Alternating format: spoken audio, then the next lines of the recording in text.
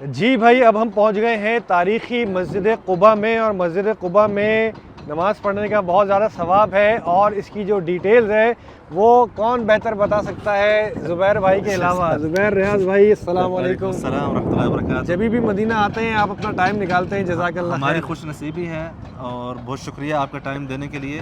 زبیر بھائی، مسجد قباء کی ہسٹری تھوڑی بہت تو لوگوں کو پتہ ہے، لیکن ذرا ڈیٹیل میں اگر آپ تھوڑا سا سمجھائیں نا کہ یہ بہت ضروری ہے، عمرے کا ثواب کیوں ہے؟ بیسیکلی ہم یہ تو جانتے ہیں کہ اسلام کی پہلی مسجد ہے۔ اللہ کے نبی جب پہلے دن یہاں پر تشریف لائے تو آپ صلی اللہ علیہ وسلم کی جو اونٹنی تھی جہاں پر بیٹھی، آپ نے کہا ہم اپنی مسجد وہاں پر تعمیر کریں۔ مدینہ میں آپ کی اونٹنی 2 دفعہ بیٹھی، ایک ابو ایوب الانصاری رضی اللہ عنہ گھر کے پاس، مطلب وہ علیحدہ ہے۔ جب آپ مسجد قباء سے وہاں تشریف لے گئے، وہ ایک علیحدہ واقعہ جو کہ اس کے 4-5 دن بعد ہوا تھا۔ پہلی دفعہ جب آپ مدینہ شہر میں داخل ہوئے اور یہاں پر پہنچے تو آپ کی جب مسجد اونٹنی جو ہے قصواء جہاں پر بیٹھی، آپ نے وہاں پر مسجد قباء کی جو ہے بنیاد رکھی۔ یہ تو اس کی تاریخ ہے، لیکن جو فضیلت ہے اس کے بارے میں اکثر لوگوں کو شاید غلط فہمی ہوتی ہے۔ اس کی فضیلت کے پیچھے بہت بڑا پس منظر ہے اور قرآن شریف میں اس کا ذکر بھی موجود ہے۔ مثال کے طور پر جب غزوہ تبوک سے پہلے فتح مکہ کے بعد جب پورا جزیرہ عرب فتح ہو چکا تھا، غزوہ حنین کے بعد سارے وفود آتے تھے اور اسلام لے آتے تھے، یا وہ جزیہ ادا کرنے کے لیے راضی ہو جاتے تھے، مطلب مسلمانوں کو۔ صحیح۔ تو منافقین نے اب ایک ہیلا سوچا کہ ہم کس طرح ان نئے مسلمانوں کو اپنے ورغلا سکیں یا اپنے جو ہے نیٹ ورک میں لے سکیں۔ تو انہوں نے یہ کیا کہ ایک مسجد بنا لی۔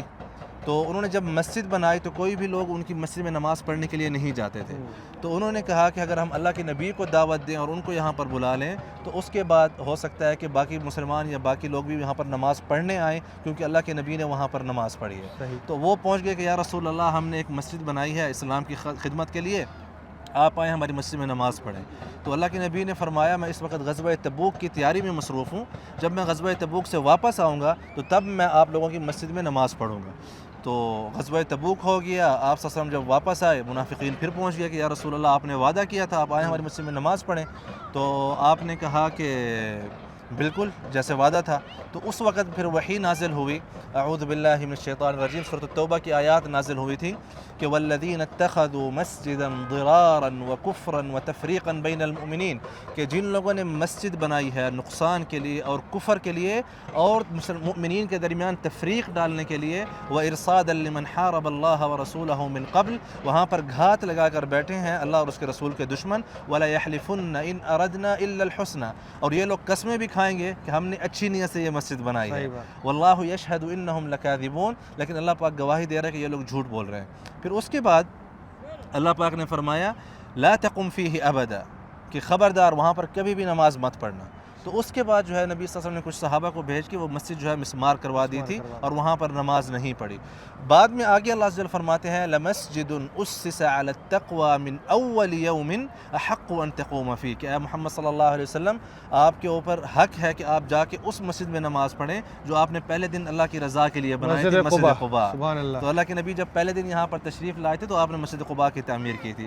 اس کے بعد آگے فرمایا کہ فیہ رجال یحبون ان یتطہروا واللہ یحب المطہرین، کہ یہاں پر مطلب اہل قباء کے پاس ایسے لوگ رہتے ہیں جو صفائی کو پسند کرتے ہیں اور اللہ پاک بھی صفائی والوں کو پسند کرتا ہے، اور ایک مطلب ہے کہ پاکی، مطلب پاک رہنا پسند کرتے ہیں۔ تو یہ چیز اللہ کے نبی کے لیے ایک مقصد ہے کہ حیرت کا باعث تھی کہ ان لوگوں نے ایسا کون سا نیا کام صفائی پاکی کا کیا ہے۔ قرآن میں کہہ رہا ہے کہ جو لوگ پاکی کو پسند کرتے ہیں، ہاں، حالانکہ پاک تو سب رہتے تھے۔ تو نبی صلی اللہ علیہ وسلم نے یہاں پر جہاں پر ہم اب کھڑے ہیں، یہاں پر سارے اہل قباء کو جمع کروا لیا۔ جب سارے اہل قباء جمع ہو گئے تو اللہ کے نبی نے پوچھا ماذا حدثتم، کہ تم لوگوں نے کون سا نیا کام شروع کیا ہے؟ تو ایک صحابی کھڑے ہوئے اور کہا کہ یا رسول اللہ نتبع الحجارۃ الماء، یا رسول اللہ ہم نے پتھر کے بعد پانی کا استعمال کرنا شروع کیا ہے، استنجا جو طہارت ہوتا ہے۔ آج کل بھی اگر آپ دیکھیں ویسٹرن کنٹریز، آپ کینیڈا وغیرہ گئے ہیں تو وہ ٹشو کا استعمال ہوتا ہے، تو پہلے زمانے میں پتھر کا، مٹی کا ڈھیلا وہ استعمال ہوتا تھا۔ تو قباء کے لوگ جو ہے الحمدللہ یہ سب سے پہلے لوگ تھے جنہوں نے پانی سے استنجا کرنا شروع کیا۔ تو اس کے بعد نبی صلی اللہ علیہ وسلم نے فرمایا کہ جو آدمی گھر سے طہارت کر کے آئے گا، مطلب پاکی کر کے آئے گا، وضو کر کے آئے گا اور یہاں پر آ کر نماز پڑھے گا قباء میں، اس کے لیے عمرے کے برابر ثواب ہے۔ سبحان اللہ، تو سبحان اللہ، جب یعنی مسجد ضرار کی پوری ایک ہسٹری، اور اس کے بعد پھر اللہ نے کہا یہاں پہ آگے پڑھو، اور اس فضیلت عمرے کا ثواب طہارت کے۔ تو قباء کے مقام پر جو موجود ہیں بہت زیادہ نشانیاں ہمارے سامنے اور دیکھیں۔ اسی کے اوپر میں ایک وہ کہوں گا، جی، حضور صلی اللہ علیہ وسلم نے جیسے کہا ہے کہ بھائی صفائی نصف ایمان ہے، بالکل تو ایسے ہی، طہارت بھی صفائی بالکل ایسے ہی، نصف ایمان ہے، تو بالکل ایسے ابھی ہی۔ صفائی کے اور اللہ اوپر پاک بھی پسند کرتا ہے نا، صفائی کے اوپر اتنا بڑا اللہ سبحان اللہ دیکھیں کتنی بڑی فضیلت ہوگی پوری امت اسلامیہ کے کہ لیے۔ بھائی آپ مقبول عمرے کا ثواب اللہ آپ کو مل رہے گا 2 رکعت نماز پڑھنے اللہ اکبر۔ آپ دیکھیں ہم قباء کے جس ایریا میں موجود ہیں، یہ تاریخی اعتبار سے اور آپ صلی اللہ علیہ وسلم کی ذات کے اعتبار سے بہت زیادہ گہرا جو ہے تاثرات رکھتے ہیں۔ اگر آپ سامنے دیکھیں یہ وہ مبارک جگہ ہے جہاں پر سب سے پہلے اہل مدینہ نے استقبال کیا آپ صلی اللہ علیہ اچھا وسلم ماشاء کا۔ اللہ، یہ جو آپ دیکھ رہے ہیں، یہ جو باغ آپ کو نظر آ رہا ہے، جو درخت، جی جی جی جی یہ جو ضیاء بھائی آپ بابرکت باغ دیکھ رہے ہیں، سامنے کھجور کی یہ جو جو کھجور کے درخت جہاں پر لائٹ بھی جل رہی ہے، جی، جی، جی۔ بالکل یہ والی جو ہمارے سامنے یہ کھجور کا درخت ہے نا، ہاں ہاں اس کے نیچے ایک چھوٹا سا کھجور کا درخت آپ کو نظر آ رہا ہوگا۔ جی جی جی یہ بالکل فکس وہی جگہ ہے جہاں پر آپ صلی اللہ علیہ وسلم کا استقبال کیا گیا تھا، سبحان اللہ، اور اہل قباء نے آپ کے یہاں پر استقبال کیا، اور آپ صلی اللہ علیہ وسلم جب تشریف لائے تھے اس وقت بالکل دوپہر جو ہے سروں پر تھی، تو جب دھوپ آپ کے چہرے مبارک پر پڑی تو سیدنا ابوبکر صدیق رضی اللہ عنہ نے اپنی چادر سے جو ہے چھاؤں کی، تو تب لوگوں نے پہچانا کہ کون جو ہے رسول اللہ ہے اور کون اس کے ساتھی ہیں۔ اب سوال یہ ہے کہ اہل مدینہ کدھر تھے جنہوں نے بیعت کی تھی؟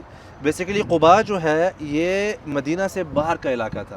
اچھا، آپ جب مدینہ انٹر ہونے سے پہلے آپ نے پوچھا کہ من یدلنا علی دیار عمرو بن عوف من غیر ان ندخل المدینہ، کہ کون ہے جو ہمیں عمرو بن عوف کے علاقوں میں لے کے جائے بغیر مدینہ میں داخل ہوئے۔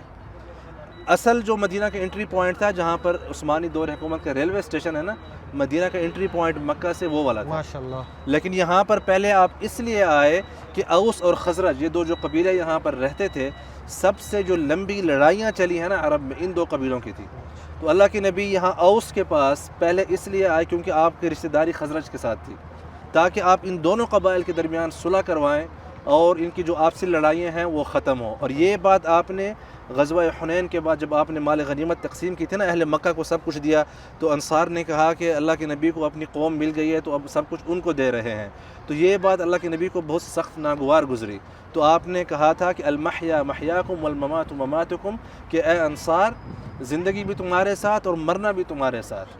اگر اللہ کے نبی نے کہا کہ اگر پوری دنیا اس وادی سے جائے اور انصار اس وادی سے جائیں تو محمد صلی اللہ علیہ وسلم اسی وادی سے جائیں جس وادی سے انصار گئے ہیں۔ سبحان اللہ، تو اس کے بعد انصار جب رونے لگے تو اللہ کے نبی نے فرمایا کہ تم لوگ یہ ٹائم بھول گئے کہ جب میں آیا تھا تم لوگوں کی آپس میں لڑائیاں تھیں، لیکن میری وجہ سے اللہ پاک نے آپ لوگوں کے دل ملائے۔ تو انصار کہنے لگے کہ بلا یا رسول اللہ، بالکل ایسا ہی ہوا تھا۔ تو یہ وجہ تھی کہ اللہ کے نبی پہلے یہاں پر تشریف لائے، اور یہاں پر لوگوں نے جب استقبال کیا تو ان لوگوں نے نہیں دیکھا ہوا تھا نبی صلی اللہ علیہ وسلم کو۔ صحیح، بعد میں اہل مدینہ یہاں پر تشریف لائے، اور 4 دن تک جب تک سیدنا علی بن ابی طالب رضی اللہ عنہ ہجرت کر کے پیچھے یہاں تک نہیں پہنچے، آپ قباء کے مقام پر ہی بیٹھے رہے۔ جب جمعہ کے دن سیدنا علی بن ابی طالب یہاں پر پہنچے رضی اللہ عنہ، تو پھر آپ صلی اللہ علیہ وسلم کوچ کر کے گئے تھے مسجد نبوی کی مقام کی طرف۔ سبحان اللہ، سبحان اللہ۔